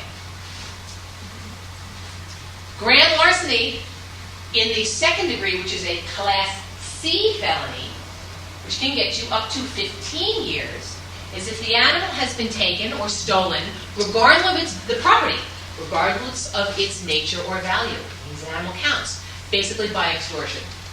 You give this up, you hand this over, or I'm going to beat you, I'm going to burn the house down, I'm going to trash your car. If that's the motivation, if we can prove that, That's actually in many ways a more significant offense. And sometimes in the dynamic of family, not just intimate partner abuse, but the dynamic of family where you have power struggles and power control, that can be very valuable to report because it's something that we can use and that we can use in addition to work with to catch the offender.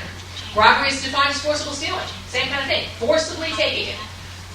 Not just taking it, forcibly taking it. A cat, dog, pet has been stolen. The offender is culpable in criminal possession of stolen property. Damaging the property. If in addition to proving cruelty, very often we'll also charge criminal mischief.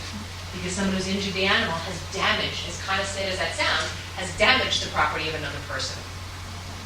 What we look for all the time is the cause and effect. Can we prove this? Is there evidence? Are we able to pull this together in a fashion that is consistent with is the evidence support what we're trying to prove? That's basically what we're looking for.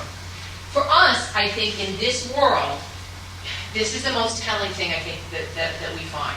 Sometimes it's the family violence that leads to the discovery of animal cruelty, and sometimes it's the animal cruelty that leads to the discovery of family violence. We have had people go and reports of neglected animals to find out that there is an elder in the house who's also not being cared for. Well, it's grandma's dog. Could I see grandma?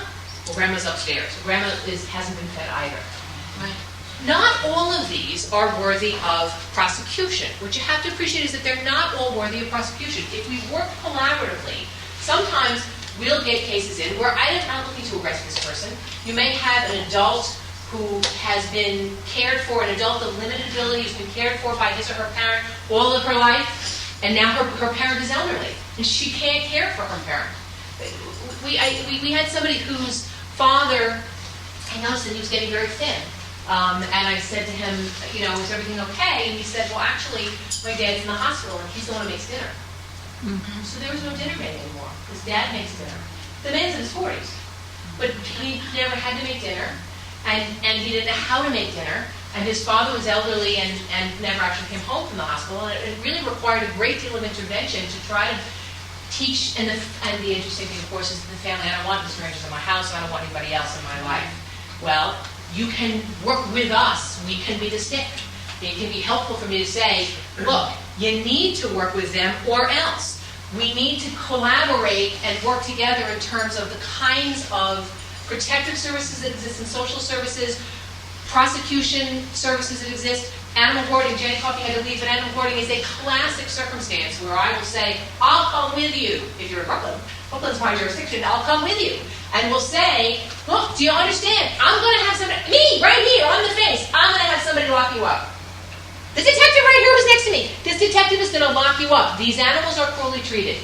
I'm not necessarily looking to do that because generally these are not deliberate acts. These are people whose wives have gotten away from them. But hoarding doesn't have a minimum or maximum number. It's more animals than the person can care for. It's more animals than the person can care for. If you're in a circumstance where there is court jurisdiction, as of 2006, animals can be included in an order of protection.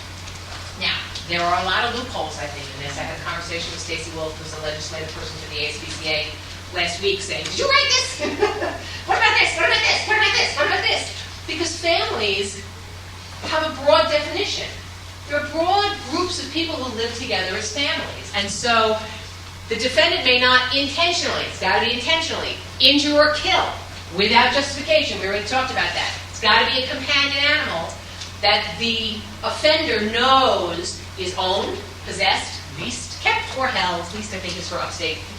For the more rural environments where people will lease a horse, will lease farm animals. Remember, these apply to the entire state. Kept or held by the petitioner, who is the person who is the victim of the crime, or in family court, the person who is petitioning for relief, or a minor child residing in the household. You'll note if you deal with elders, if it's grandma's cat, it doesn't count necessarily. And so be mindful that grandma ought to be named as one of the petitioners if you're interested in including grandma's animals. Okay? Just be mindful that if you're in family court or you're in criminal court, you need court jurisdiction. You need a judge to order an order of protection. It's contained both in Section 802 of the Family Court Act, and it's contained in the criminal procedure law under the bail orders of protection section. It's a very large order of protection section for both family offenses and non-family offenses. The language is exactly the same. But be mindful that when you come forward, you come to the prosecutor's office and say, I'm concerned about the family members and the animals, that you really define family members as broadly as you can, given who lives in the home. And that you consider seriously, well, I understand if you punched the mother, but he only threatened the grandmother, it may be easy to say, well, he punched the mother because that's the emergency that we're focusing on. Bring also to us that he threatened the grandmother if the grandmother isn't coming down, because I can include her then. Then she's a respondent, she's a petitioner. She's named there, her animals are included also. Her animals are included also. And that's really huge because it's a real recognition that Tanya and other victims do not have to make the choice between asking for their kids on an order of protection. Look, an order of protection, we all know, is as valuable as the defendant that holds it thinks it is. They can shoot right through it if they want to. Very often they think it's meaningful and valuable, and therefore it is. And so if it's going to keep them away from the family members, it will keep them the same way away from the family pets. As you take a look at this stuff, the 3 R's for us are recognize, report, and report it. Keep an eye on this stuff, make notes, take pictures, all that kind of stuff. And in the end, in order to these kinds of meetings, this kind of group communication, constant back and forth with one another, and collaborative work really is the stuff that makes all the difference.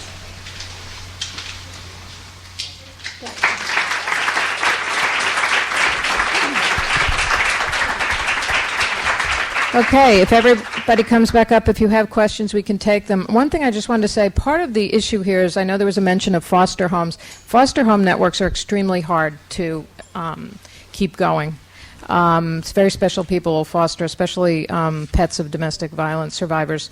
So we really need the system to start to integrate the pets into the housing we already have for these families, which is one thing I would like you all, since you're all in this business, to think about. How can we have the animals go with them in the same way we all learned in Katrina how connected people are to their animals and how horrible it was when they were not allowed to take their animals with them. So anyway, if anybody has any questions, we can start to take them. Right here? First of all, I want to say I thought the whole panel was excellent. But I have a question for Ms. Moran.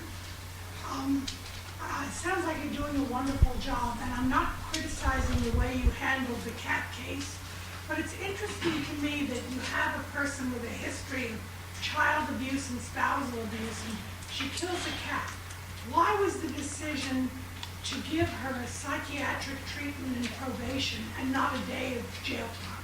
I think for this particular person, because it is such an extensive history and that you're not going to have meaningful mental health there, by and large, when we have someone who deliberately kills an animal from anger, violence, threatening, frustration, our recommendation is the top count and jail time. But there are circumstances where it seems to me that the mental health issue is so pervasive and so unattended for so long that we have, in fact, Brooklyn a mental health court, which will monitor the defendant for many, many years. More than 2 things. One, very often judges will plead the defendant to no jail time. So I can't make a defendant take jail time, I can recommend it. And so if the defendant is not going to get jail time because the judge pleads that, well, then there's nothing. Right. But that doesn't mean that sitting in Medford Hills is going to give you any kind of meaningful psychiatric help. And when I look at this person that really for such a long period has had this pattern, I also, as a prosecutor, my only evidence is her daughter. The only witness I have is this adult daughter, which was partly the reason I was concerned that I might not be able to go forward to begin with. And so in part to keep the trust of that child, but that adult child, who's saying, I'm turning my mother in, but I'm turning my mother in because I've looked everywhere else and I don't know what else to do. Our decision was to bring her into the mental health courtroom, and the mental health part then has social workers and psychiatrists that work very intensely with her. I'm less interested in doing that with someone who gets ticked off or who is jealous, who beats the hell out of the dog or kills the dog because he's jealous of the attention his spouse is paying to us. That doesn't strike me as the same kind of pervasive diagnostic mental health issue that I have here. But here we have that, and I have, the 5 years of probation, perhaps. I have a long period of time with active intervention. The person is required to go to those programs. If they don't go to the programs, we go and arrest them if they violate if they don't attend the programs. So it's a very, very, in those limited circumstances, again, not in everywhere, but in the mental health courtroom, it's a very, very intensive mental health treatment. And it seems to me that in some of these circumstances, they're all coming out someday. And they're all coming out someday. So the best chance we have to make a difference is something like that, rather than just, you know what, you think you're so tough? You're not so tough. Sounds like you're doing a great job. Right there. Earlier there was a book that was mentioned. I'm curious to find out who's the author. Yeah. It's an editor's because it's a compilation of writings, but the name of the book is Child Abuse, Domestic Violence, and Animal Abuse. And then the subtitle is Linking the Circles of Compassion for Prevention and Intervention. But I think just the title alone would probably find it. The editors are Frank Ascione, Ascione, and Phil Arkow, Arkow. It's be up here afterwards if you want to take a look at it. For Ms. Moran, what percentage of the animal cruelty cases handled by your office and in jail disposition? There's a recommendation in every intentional killing of an animal of jail, but not all of them get jail. Many of the cases we get are neglect cases where the animal is thin or emaciated but does not die and recovers. And so in many of those circumstances, we don't request jail. We look for other kinds of community service, other kinds of programs. And so, fortunately, every intentional killing we indict and request jail on. Some of that depends on the circumstances and the facts, whether the judge is going to require that the defendant do that, or will plead it out from under us. I want to say in most of the felony cases, if there's any kind of criminal history, the judge will not give the defendant probation over our objection. If there's no criminal history, no arrest history, which doesn't mean that there hasn't been, again, as you know, if you do family violence work, it doesn't mean that there has not been a history of violence in the family or violence in this person's past. But if there's no arrest history, frequently the judges will do that. So, we're fortunate we have, 50, 60 cases a year. We don't have a ton of them, but we have enough of them. We indict probably 15 a year, actually increasing as people report it more, and more arrests made by the police department and the ASPCA. And as it becomes a more sensitive issue and the judges learn more about it, there's more jail time. Also, as a resource tool for you, on the New York City Bar Association website, which is nycbar.org, there is actually a brochure that was written by the committee called Animal Fighting and Cruelty in New York State, and it was actually written for lay people, so it has all the laws against animal cruelty and a discussion of some of the cases. So that can be downloaded and you can just print it. Yes? Carol, are there counterparts of you in each of the other boroughs? Yes, in fact, you have Suffolk counties right Suffolk here. is right here. Suffolk came all the way in from Suffolk. Yes, Suffolk came all the way from Suffolk. Yes, there are. Well, that depends. I mean, on the one hand, we don't make arrests. We are responsive. So we take cases, the district attorney's office take cases that after there's been an arrest, either generally by the ASPCA or by the New York City Police Department. On occasion, the DA's offices will initiate an investigation, but if you have a case that you're interested in, you can find out who's handling that. Generally, the person who's handling that, again, the coordinator doesn't necessarily handle all of the cases. I don't have all the cases, but when you talk to the person who's handling that case, if you call into the office and you find out who the assigned attorney is, they'll either be able to put you in touch with the person who coordinates it, who's their supervisor sometimes, or they'll know themselves, or they may be the one who's handling it. The other thing that's important is if you guys go back to your agencies and ask your agencies to make it known to the police commissioner that this is a priority crime, that this is a quality of life, that this is going to make a difference in these communities. The NYPD must prosecute animal cruelty, but as you know, it's discretionary what they want to go after. The ASPCA may, and they only have 20 agents. NYPD, we really need to be prosecuting this. Now, the ASPCA does training, but very limited in the academies. So, again, I think the community needs to make it known to the police department that this should be a priority, that all of the cadets should be getting extensive training in animal cruelty, not just fighting cruelty, because they get it in fighting. They don't get it in what they should be doing in response to cruelty. And if you hear, oh, they won't take this case, you may quote me, that's bull, and you can finish the sentence. Yeah, Victor? I just wanted to know, just looking at this flow charting system, when I kind of missed out, are there domestic violence shelters that do accept animals? Was that the typo? That was the typo. There are There are no. Okay. There so are there no. are not. No, that's what sort of brought this to. Right. There is no So place. that's- Yeah. Did I not hear in what is being done to, handle the situation where a woman goes into the system and wants to have her animals taken care of? I just didn't hear what sort of steps are being taken to resolve that issue. Well, this is sort of the first step, actually, and Connect is. I mean, it came to my attention because somebody through Min Pin Rescue had reached us, and I realized there is nothing. There is nothing for these people to do except leave their animals. If their animal goes into animal control, which we have a great volunteer from animal control here, they do the best they can, but they're not a holding facility.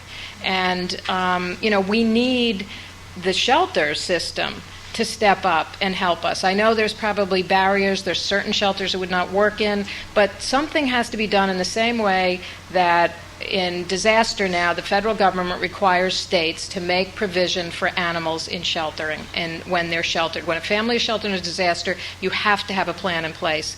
And I also sit on that task force for disasters, OEM. We really want the city agencies and you guys to start to help us, the animal welfare community, because we don't have the resources to do this. This is not really what we do. And to me, it's sort of like, even if you don't care about the animal yourself, you're like, ugh, why do I have to be bothered with this? If it matters to your client, I would think it should matter to you, kind of thing. So that's why we really are coming to you for your help. And you have a lot of the same resources, I think, as you have with other homing and housing of family members and children. Talk to them about kinship care for their pets. See whether or not there's a relative or a family member or somebody who can keep an eye on the animal for a short term.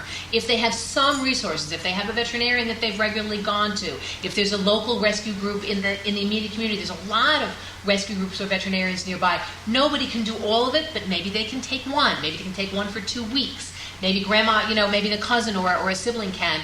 If the animal is smaller, is caged, is easily transportable, that makes it easier. If it's a large aggressive dog, that makes it harder. But still, as you discuss with the families and the family members, their plans.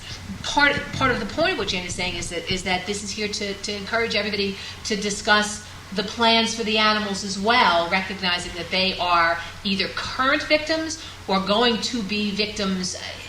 Without telling war story after war story. The same way violence escalates in a family violence circumstance is at the point at which the battered victim begins to leave and begins to assert some independence. That same thing happens if the victim leaves and leaves the animals behind because there's nothing left. You've seen offenders who trash the apartment, and if there is something living there that they know will break the heart of the children or will break the heart of the victim, it's the perfect target. Right. Perfect target, and there's no one there to stop them. Yeah, and that's why we also are trying to let people know that as part of safety planning, which is something domestic violence advocates do automatically when they work with a victim, to help her or him figure out what exactly they're going to do before the violence breaks out again. That you make a plan. Because when it happens, it's chaotic and it's hard to think. So to deliberately go over with families, all right, what are you going to do? Where are you going to keep your papers that you'll need to get into a shelter? Where are you going to have the children's immunization records? Where are you going to have the stack of quarters if you don't have a cell phone and you need it for pay phones? That's an established way of working with victims of domestic violence. But we want to add on to that these same advocates will work on with the client about safety planning for your pet. Just like you're going to plan for what you're going to do, what your children will do when violence breaks out, to think about in advance of the situation, what am I going to do? How am I going to protect my pet? So there's the body of information about safety planning for pets that we will also try to get disseminated. And what I wanted to add also, I think my purpose here was to provide you with how the system looks now and to begin to think about how can that system be changed and what is the most effective way to make that change in order to include residents, if that's feasible, into the system. At this point right now, because of the time limits and because clients have to move, And because we don't know where they may end up, if they go into Department of Homeland Services, their animals definitely cannot come with them. So what happens from the stage that they are in domestic violence shelters and when they have to leave because of time limits or breach of confidence or whatever happens in their lives and they have to leave and they have to move on to maybe another system, will that system be able to assist them?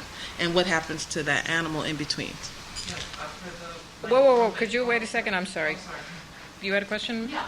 No, right there. Wait, Kate. Marianne and then Kate. Go ahead. In following up on that, I was wondering, I noticed when you were talking about the shelters, you emphasized that a lot of them are very kind of communal, at least. Yes, very much so. And I was wondering whether you were referring that in the context of that it would be particularly difficult to integrate animals into that. And I was also wondering, I don't know who this question would be for exactly, whether in other communities animals have been integrated into domestic violence shelters successfully. Actually, yeah, Jenny, who left, unfortunately, is doing research as part of the grant from A Kinder World Foundation, and there are systems where the animals come, either they're co-sheltered or they actually are brought into the shelter, but it's like a handful. It's minuscule. And actually, that's something we'll be sharing. Her research will be sharing. So it has been done, or co-sheltering, but not extensively yet. Kate, and then... Somewhat of the same question. Are other states working on this because it ends up a state issue? Are other states working on this and setting precedents that you're watching? The only thing I think Jenny has picked up is cities at this point. Did you remember cities? There's only cities. Nothing is being done on the state level that I'm aware of. We're a first, as usual. We're New York. We're the center of the universe. We're doing it. Yeah, Rochelle?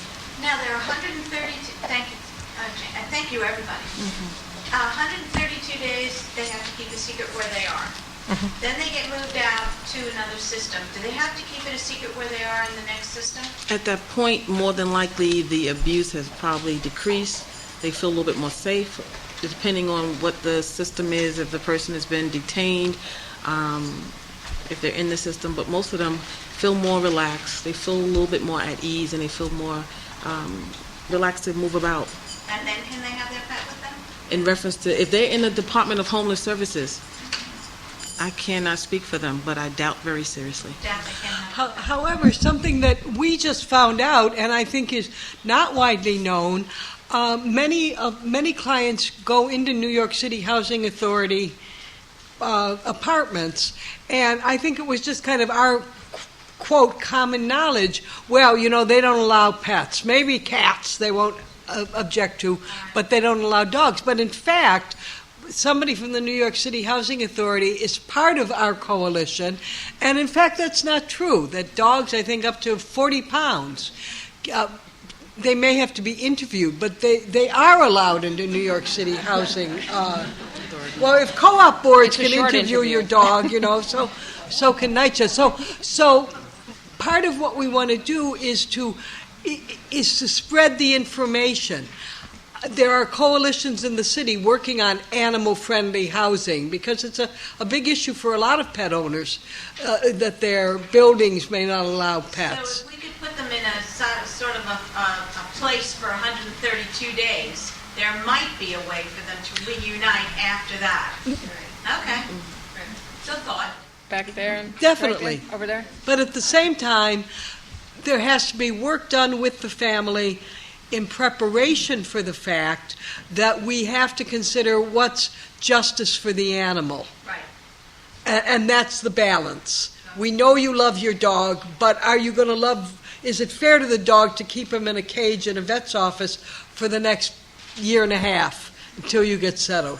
So those are, that's why it's a complex situation, and why workers have to be prepared to deal with all the complexities. Right. I wouldn't want to be separated from my dog. Right. All right, exactly. all right. Go ahead. Next question. Hi, I'm listening to this. This is for a new day. I work at domestic violence shelter. I've been here for a long time, and I'm looking at. This is the need. I believe, and I do have a dog. I know there's a whole bunch of barriers. What's your name? Veronica Hi, Hendrickson. Veronica. I'm well aware of HR. There's a 405 DHS shelters Yeah. and 40 DB shelters, and I work at one of them.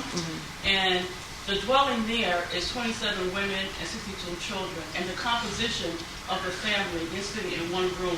Now, to bring a dog in there, first of all, there's a whole bunch of money involved here. You know, because HRA pays per head per night for each family member. Who's going to take care of the dog? Where's the dog going to stay? The 135 day is not guaranteed if the time has been used, and permanent housing is 75%. Some people are getting it, some people are not, or going to PATH. So when they have to go to PATH, where's the dog going? Who's taking care of the dog? That's Who's DHS. feeding the dog? Because the women coming in, it's just not a DV issue. We have so many mental health issues. It's blowing out. It's all over the place. We have other issues as well. We have people that come in with felonies. We have people that are married, people are on other people's leases. So all that time that the woman is taking care of her business, going to welfare, going to Floating Hospital, going wherever she's going, to her psychiatrist, whatever, she's taking care of the dog. Now we have a child care facility, we have a social worker, we have counselors, we have child therapists, we have all that stuff. Now what do we have to hire now? Do we have dog sitters now or what? So it is a need. I believe that this is a pilot, something. I don't know if they're going to do dog shelters. Now this lady said from the DA's office about, you know what the new law is? We're not even taking, PATH can't even take people off the street anymore. No. Homeless people are not even being sheltered. You're saying bring the dogs in, bring the pets in. They're telling people that's homeless on the street, do you have a relative that have an empty bathtub? Can you sleep on your aunt's floor? So I love animals, but we're going to have to get, it took 30 years to get 40 DV shelters. So we have to be realistic.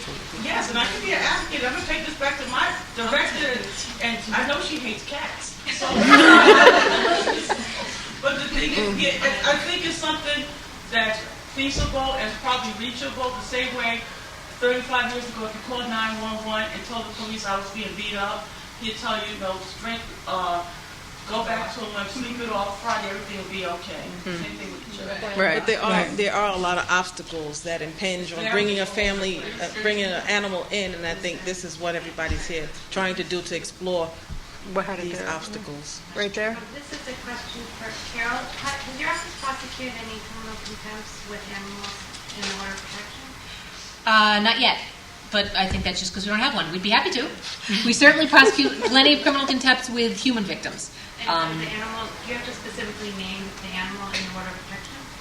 I think generally you do. Otherwise, we would do it the same way that we do in any kind of complaint. It is the brown and white male pit bull that's 3 years old that lives in the residence at blah blah blah, known as Muffy or known as whatever. I mean, you would be as specific as you can. But I don't think the failure to know the dog's given name would be an impediment whatsoever.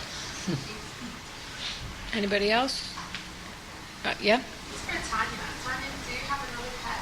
Yes, I have a cat, and there was like a small clip of Nibbles. So I have a Siamese cat. Named? Who we love. Nibbles. My daughter named him, but we love him dearly. Anybody else? Yes. Well, Tanya, I am sorry for your loss. And I think what you've done is amazing. And I'm wondering if once that video is, you're still working on it, you said, but once you're done with that process, will it be available to, say, other agencies in the city to use it for training purposes? Carl has the best answer there. Yeah, I mean, certainly we don't want to hang on to it, but what we would like to do is actually train people on how to use the video. And we want to release a training guide that goes with it so that we will train people who intend to use it for their audiences. But certainly we want as many community members as possible to see it, but we want to make sure that there's a process in there. But absolutely. Thank you. Anybody else? I just have Yeah. one. I'm curious. Have you ever had a case where you know for sure there was domestic violence and that the animal was killed as a punishment? Were you ever able to bring that into court? I actually have had cases where the victim won't come forward with the victim's own violence, but I have a dead animal that I had a circumstance where a dog was stabbed that I believe was protecting his mom, his mistress, based on the circumstances, and the only thing we went forward with is the cruelty because she was not going to, we provided a lot of resources, but she was not going to discuss with us that she also had been a victim. But from where I sit and what I've seen in my world, it seemed very clear to me that she also, based on really the circumstances of this, was being victimized when the dog came in and was killed. We have cases where, we have murders. We've had DV murders where the dog was killed as well, and we've charged the defendant with murder and with felony animal cruelty, and the defendant's been convicted and sentenced on consecutive counts because they're two separate lives. Love it. One last question there, I think. You represent so many wonderful groups there, and also I thank you, Mrs. Brown, for your part in this. Thank you. For the furthering of this, can you recommend to us, of all the groups and task forces that you've mentioned, where you would need people to come who could contribute and maybe further this along a little? Yeah, I was just going to respond to that before you asked. Perfect. Good segue. Right. So if anybody is interested in working on any of these issues, I would invite you to join the ASAP group. And we have two distinct groups now, sheltering and systemic group, looking at the issue of shelter for animals, and the training and education group. But we're all going to come together on November 28th. And I have, if people haven't already signed and given your emails, or however to get in touch with you, I'll email everybody on this list to thank you for coming and give you more information, and you can email me back. My email will come as nybirdog, so you won't think it's spam. Because I haven't murdered a dog. And I'll identify myself, but I'll email everyone and give you more information, and we can have a file. But it's November 28th in the morning, right? Right. So if you want to take the morning off, November 28th. Anybody else? Yeah, I know people didn't know what ASAP was. Any more questions? No? Well, thank you very much for coming. You've been wonderful. Thank you.